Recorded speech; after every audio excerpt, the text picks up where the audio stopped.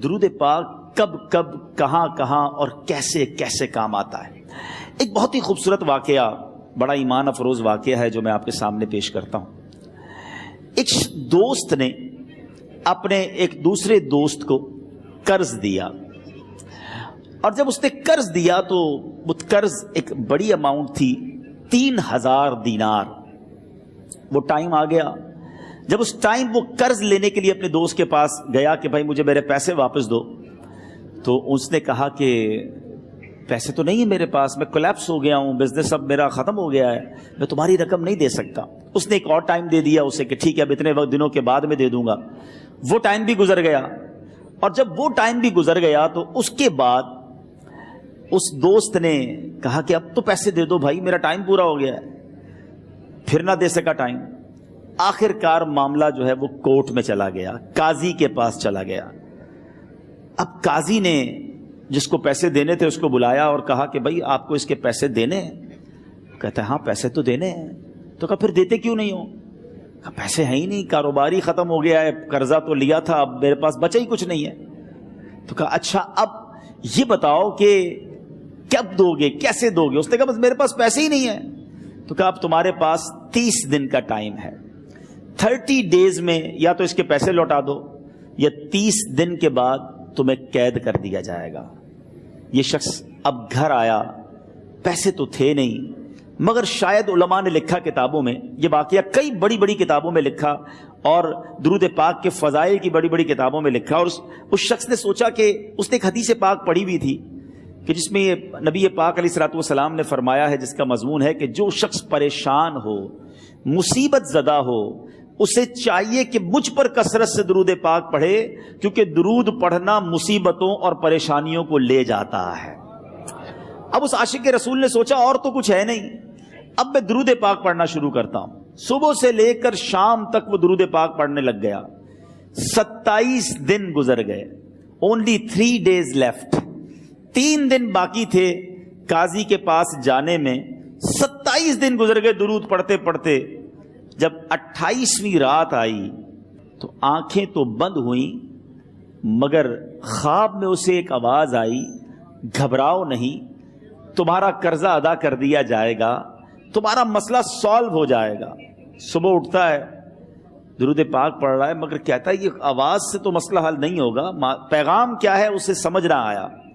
28واں دن گزر گیا، 29ویں رات آ گئی، مگر اب آنکھیں بند ہوئیں اور قسمت جاگ اٹھی۔ نبی پاک صاحب لولاک صلی اللہ تعالی علیہ وسلم خواب میں تشریف لائے، اور پیارے آقا صلی اللہ تعالی علیہ وسلم نے فرمایا گھبراؤ نہیں، علی بن عیسیٰ وزیر کے پاس جاؤ، وہ تمہارا قرضہ ادا کر دے گا۔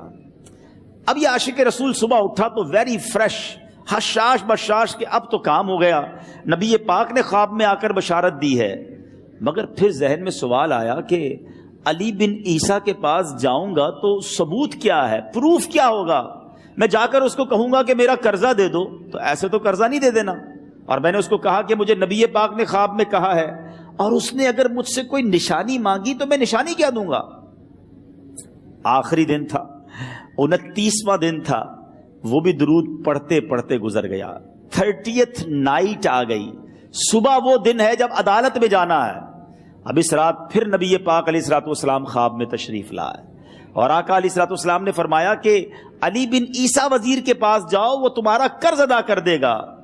کہ حضور چلا تو جاؤں گا، لیکن اگر وزیر نے مجھ سے کوئی نشانی طلب کی تو میں کیا جواب دوں گا؟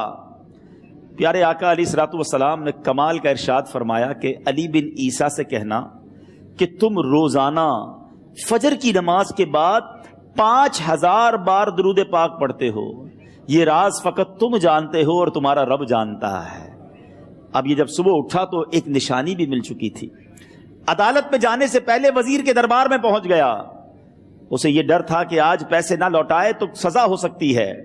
جب وزیر کے دربار میں پہنچا تو وزیر اپنے مشیروں کے ساتھ بیٹھا تھا۔ کہا مجھے آپ سے بات کرنی ہے۔ کہا بتاؤ کیا بات کرنی ہے؟ کہا میں ایک پیغام لایا ہوں آپ کے لیے۔ اچھا کس کا پیغام لائے ہو؟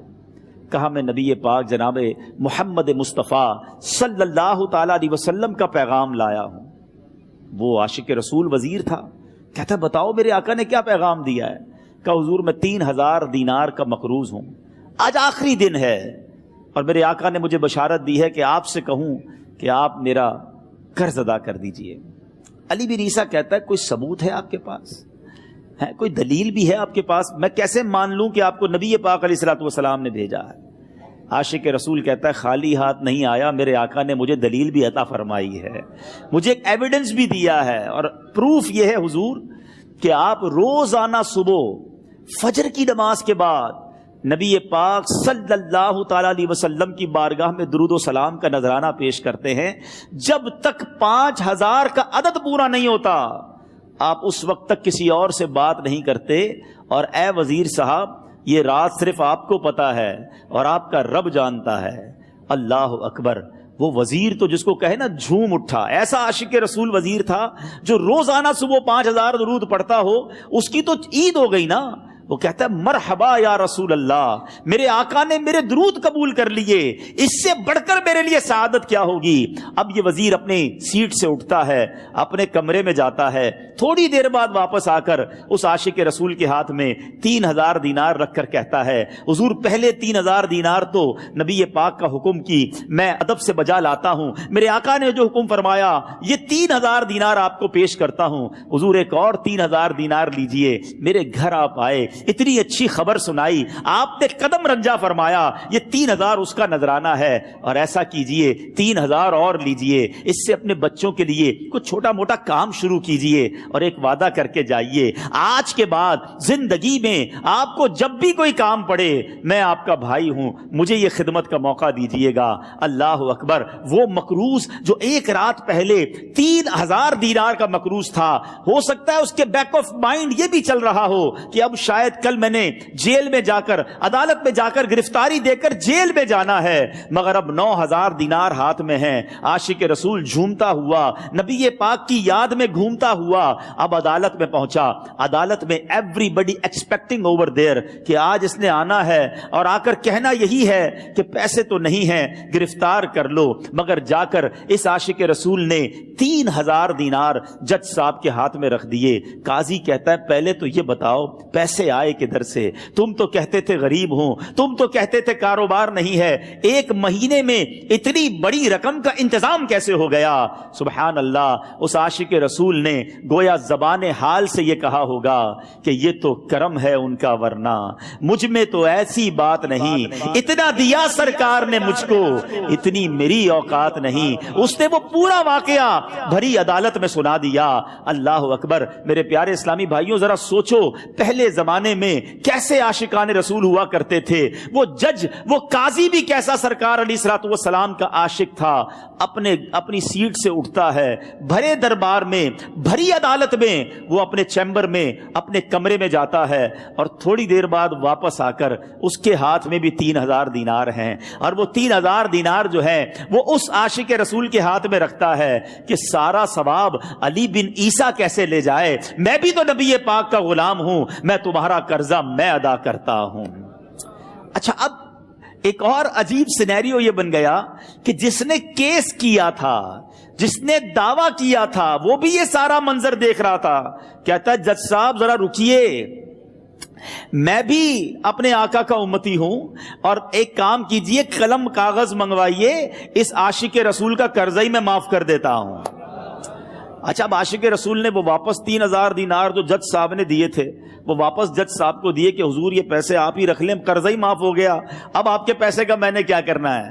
جج صاحب کہتے ہیں جو پیسے نبی پاک کے نام پر نکالے ہیں اب مجھے واپس نہیں چاہیے، یہ بھی تم اپنے ساتھ لے جاؤ۔ اللہ اکبر۔ میرے میٹھے اسلامی بھائیوں، وہ عاشق رسول ایک رات پہلے 3000 دینار کا مقروض ہے، اب 12000 دینار لے کر گھر کو واپس جا رہا ہے۔